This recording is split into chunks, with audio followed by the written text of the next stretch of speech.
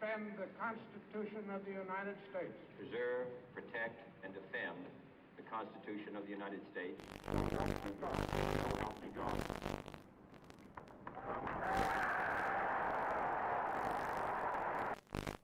And so, my fellow Americans, ask not what your country can do for you, ask what you can do for your country.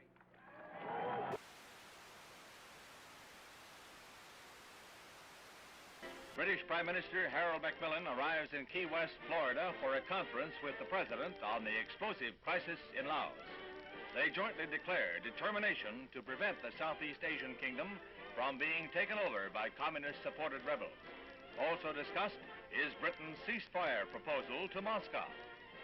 Gromyko, is the Soviet Union willing to agree to a ceasefire in Laos? We touched in conversation this subject. I have nothing to say publicly at this moment. The look for 61 will recall the Jazz Age, and where Paris leads, the rest of the fashion world is likely to follow. Here was a new symbol of communist ruthlessness.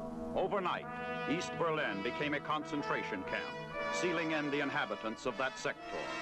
Barbed wire and cement were the answers to the refugee problem. Khrushchev repeats his threat to sign a separate peace treaty with East Germany, which he claims, wrongly, will end all Western rights in Berlin. Served with an order by East German authorities that all U.S. personnel must show identification before entering that section of Berlin, American troops answer with the only language the Reds seem to understand, a show of arms. Castro marks the second anniversary of his revolution with the biggest military parade ever staged in Cuba, featuring tanks and other heavy weapons from Russia and Red Czechoslovakia. Shortly afterwards, Castro demanded the United States Embassy drastically reduce its staff to 11 persons. It was the last straw in his long campaign of provocation and harassment. I believe that this nation should commit itself to achieving the goal Before this decade is out, of landing a man on the moon and returning him safely to the Earth. No single space project in this period will be more impressive to mankind or more important for the long-range exploration of space, and none will be so difficult or expensive to accomplish. The assault has begun on the dictatorship of Fidel Castro. Cuban Army pilots opened the first phase of organized revolt with bombing raids on 3 military bases. In Havana, Acting Foreign Minister Olivares shows diplomats rockets fired from the Cuban raiders, which he claims have U.S. marking. These charges are totally false, and I deny them categorically. The United States has committed no aggression against Cuba, and no offensive has been launched from Florida or from any other part of the United States.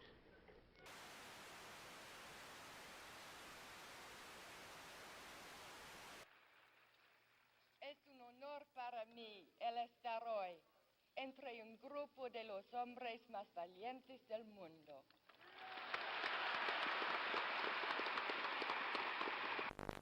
Castro gloated over his victory and told the world that Cuba was now a socialist nation and would hold no more elections. The next day, the United States officially proclaimed Cuba to be a communist satellite state.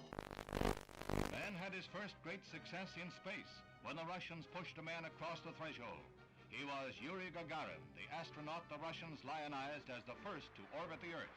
It was the propaganda coup of the year.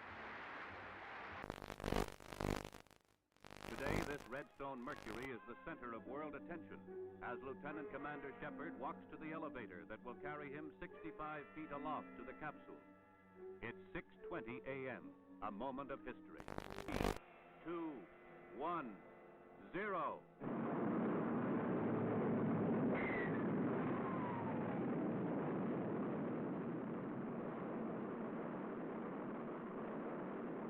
The rocket performs perfectly as it lifts the funnel-shaped capsule gracefully along.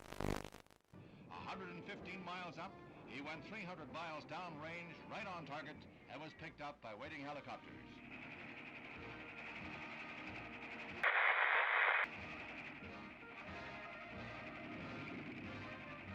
triumph of Alan D. Shepard, U.S. space pioneer. As the captain prepared to leave the capsule, explosive bolts on the escape hatch let go, and the Mercury is lost. However, the moon gets closer.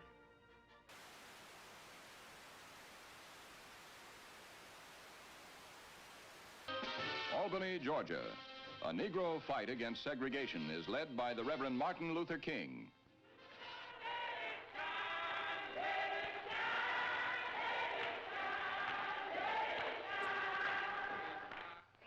And if necessary, we must be willing to fill up the jails all over the state of Georgia. Солнце. Шар превращается в колоссальный светящийся купол. Яркое свечение еще продолжается. В этом опыте оно длится необычайно долго. Путь страшной силы напутствует приходу ударной волны.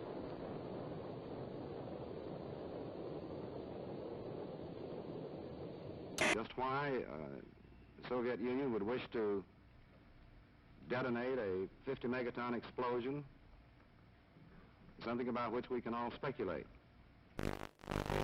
At Oxford, integration at the University of Mississippi becomes a one-man crusade.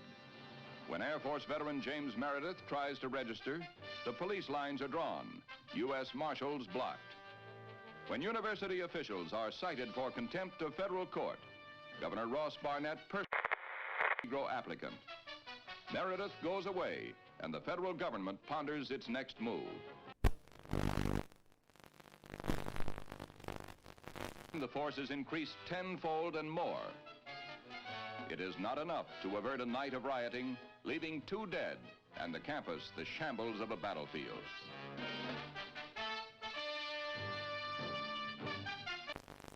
"75 students and other rioters are arrested. Among those seized, former Major General Edwin Walker, who is charged with insurrection. And James Meredith becomes a duly registered student at the University of Mississippi.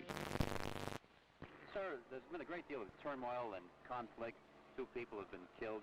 Do you have any feelings of guilt? Have you given it any second thoughts?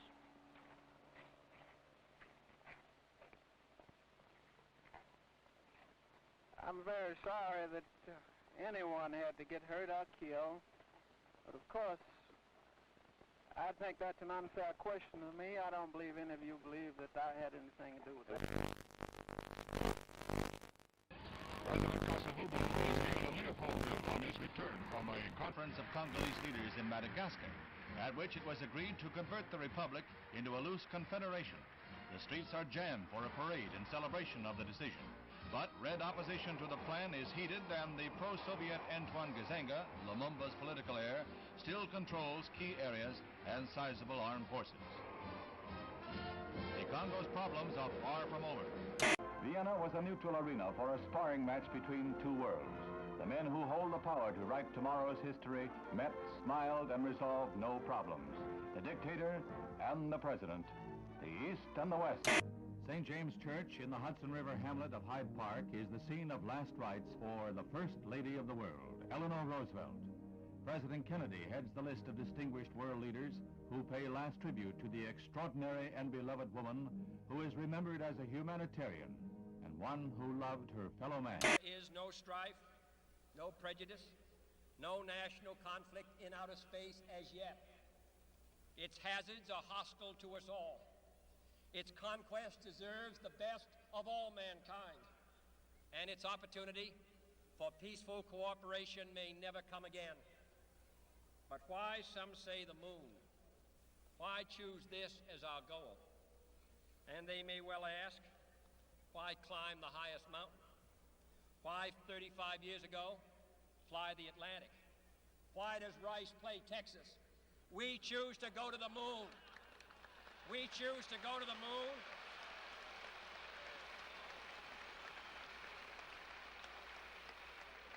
We choose to go to the moon in this decade and do the other things, not because they are easy, but because they are hard. Because that goal will serve to organize and measure the best of our energies and skills, because that challenge is one that we're willing to accept, one we are unwilling to postpone, and one we intend to win, and the others too. From the Cold War, the ground forces of NATO have been alert against the military threat of the communist bloc. Now, Honest John missiles add to NATO's striking power.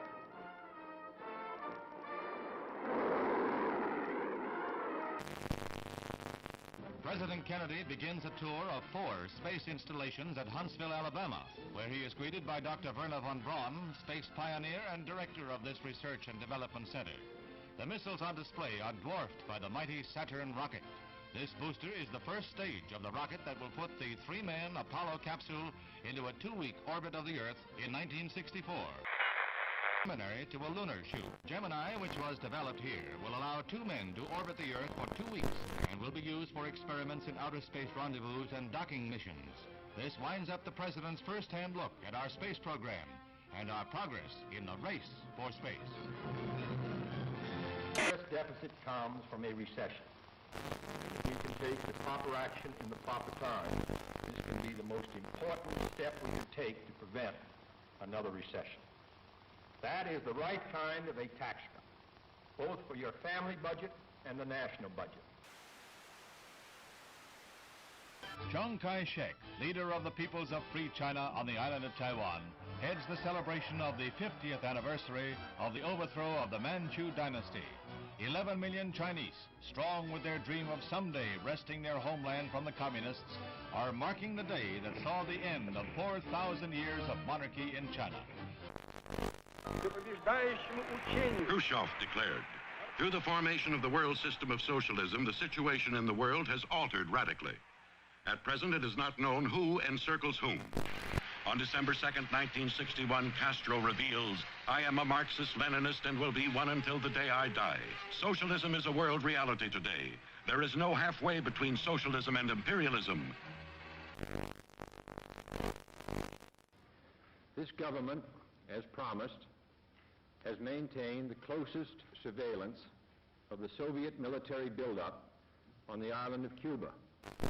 To halt this offensive buildup, a strict quarantine on all offensive military equipment under shipment to Cuba is being initiated. All ships of any kind bound for Cuba, from whatever nation or port, will, if found to contain cargoes of offensive weapons, be turned back.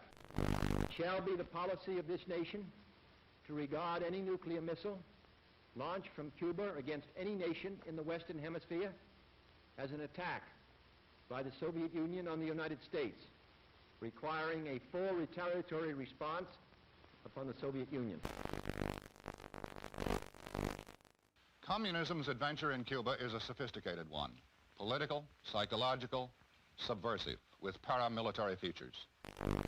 Can a democratic society, wherein the right to know and the value of knowing are basic, can a democratic society wage successful political, psychological, subversive warfare against communism? Leather is falling into step in the fall fashion parade. Finished in an explosion of rainbow colors, leather has been styled into smocks and sheath-top skirts like this eye-stopping pair. Just the thing for a day's outing at Sterling Forest Gardens in New York. In Trafalgar Square, 2,000 Londoners demonstrate against the United States blockade. Fidel Castro whips up a furor in Cuba, charging the United States with arming and training mercenary forces for an imminent invasion. He calls out some 200,000 militiamen for training and guard duty at key points throughout Havana.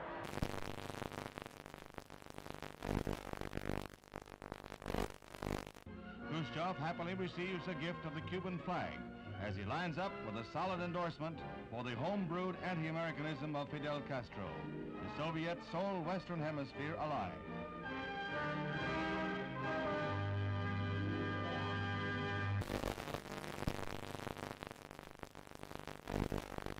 As he arrives back in Washington, the president hears more bad news. China has just invaded India. Is this part of a two-pronged communist assault? Now the president must weigh all the factors one final time, then make his decision, knowing that whatever he does, he risks nuclear war.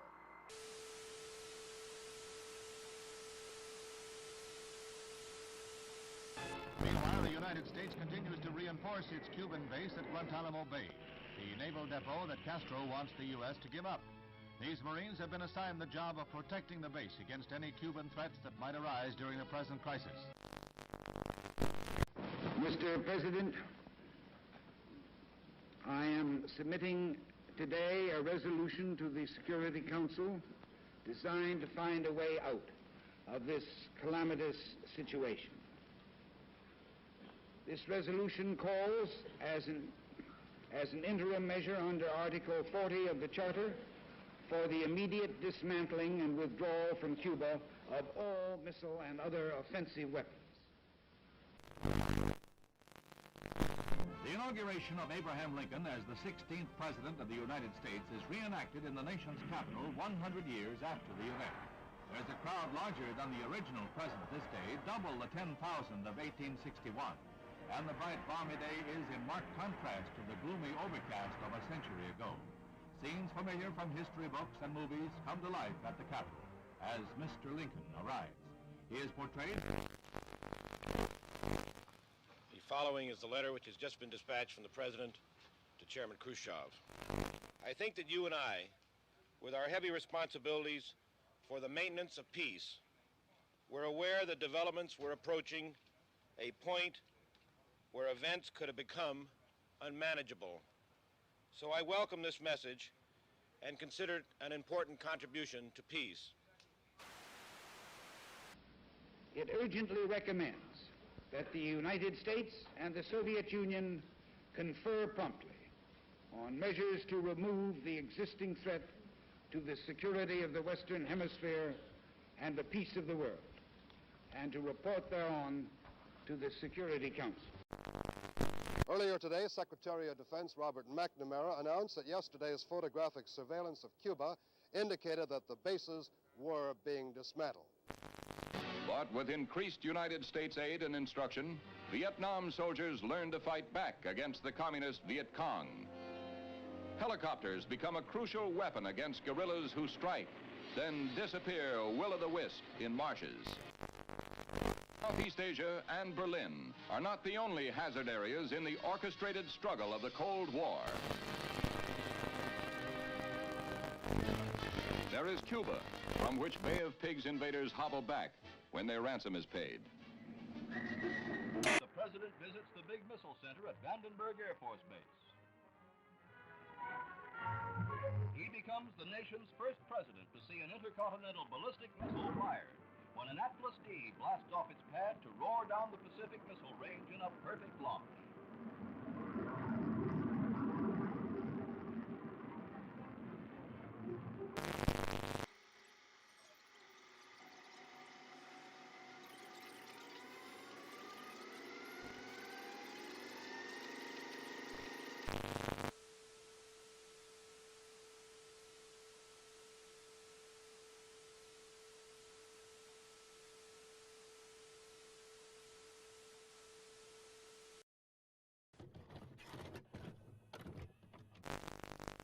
The French army has seized Algeria in its revolt against de Gaulle. More on that later.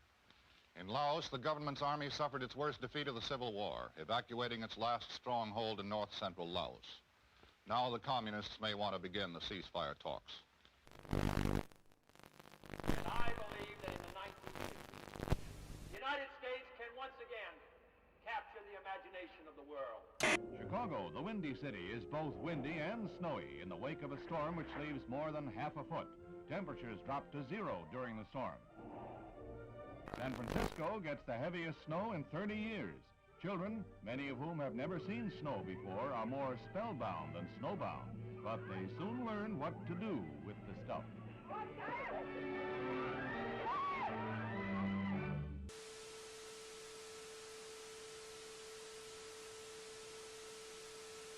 I, John Fitzgerald Kennedy, do solemnly swear that you will faithfully execute the office of President of the United States. that I will faithfully execute the office of President of the United States And will, to the best of your ability, and will, to the best of my ability, preserve, protect, and defend the Constitution of the United States. preserve, protect, and defend the Constitution of the United States. So help me God.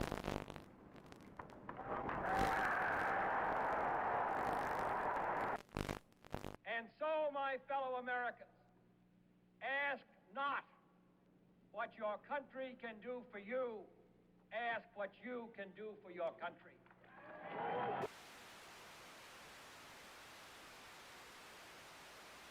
British Prime Minister Harold Macmillan arrives in Key West, Florida for a conference with the President on the